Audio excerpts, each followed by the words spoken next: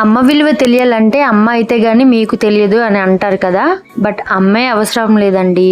అమ్మ చేసే పనుల్లో పావువంతు చేసినా గానీ అమ్మ విలువ తెలుస్తుందని నాకు ఇక్కడికి వచ్చాకైతే చాలా బాగా అర్థమైంది. అమ్మ ఎప్పుడు మా పైన కసురుకున్నా గానీ అసలు నువ్వు ఏం పని చేస్తున్నావని మా మీద విసుక్కుంటావని నేనైతే అనేదాన్ని. అదే మాట ఇప్పుడు మా హస్బెండ్ నాకు ఒక్కొక్కసారి నువ్వేం చేసావని అంత సీరియస్ అవుతున్నావు, అంత అలిసిపోతున్నావు అంటే ఆ టైంలో వచ్చే కోపం మామూలుగా ఉండదు. అప్పుడు అర్థమవుతుంది అనమాట. సో ఆ రోజు మా అమ్మకి కూడా కోపం వచ్చేది కదా అని.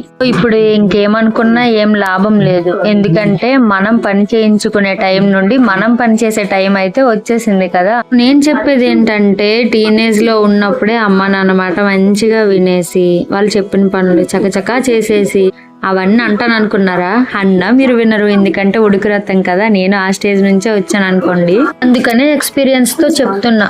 ఇంకా మీ ఇష్టం.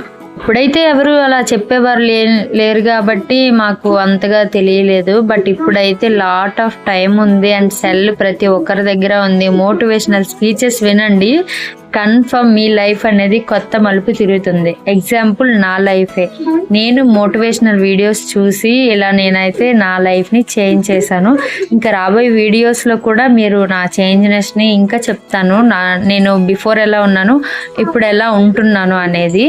వచ్చిందమ్మా కొత్త మోటివేటర్ అని మీరు అనుకోవద్దు. ఎందుకంటే నేను మీలానే అనుకొని చాలా విని నేనైతే ఇప్పుడు ఒకసారి ట్రై చేసి చూద్దామని ట్రై చేసి అందులో నాకైతే బాగా నచ్చి నేనైతే ఇప్పుడు మార్చుకున్నా చాలా వరకు. సో నేను మారినట్టుగానే ఎవరో కొంతమంది అయినా మారుతారనే నా ప్రయత్నం. అండ్ లాస్ట్ గా ఈ వీడియో కనుక మీకు ఏమైనా యూస్ఫుల్ అయ్యి నచ్చినట్లయితే చిన్న లైక్ ఇచ్చేయచ్చు కదా. Thank you for watching.